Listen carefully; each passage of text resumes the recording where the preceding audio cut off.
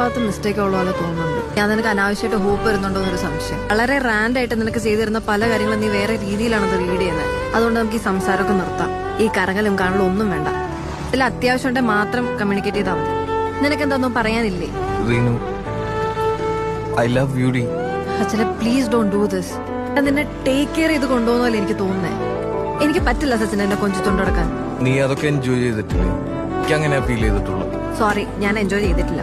നിനക്ക് പേടി, എന്റെ കൂടെ നടന്നു കഴിഞ്ഞാൽ എന്നെ പ്രേമിച്ചു എന്നുള്ള പേടി, അത് സമ്മതിക്കാനുള്ള മടിയാണ് നിനക്ക്. ടേക്ക് കെയർ ചെയ്യുന്ന കേസ് പറഞ്ഞില്ലേ, എനിക്ക് ഇങ്ങനത്തെ കെയറിംഗ് ഒന്നും എന്റെ വീട്ടിൽ നിന്ന് കിട്ടിയിട്ടില്ല.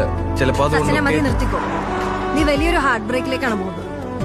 ഇത് ഇവിടെ വെച്ച് നിർത്തുന്നതാണ് നിനക്ക് നല്ലത്. എനിക്കും. നീ എന്തിനാ ഇത്ര ഡെസ്പാവുന്നത്? നിനക്ക് കിട്ടിയ ആദ്യത്തെ റിജക്ഷൻ ഒന്നുമല്ലല്ലോ ഇത്, ആണോ?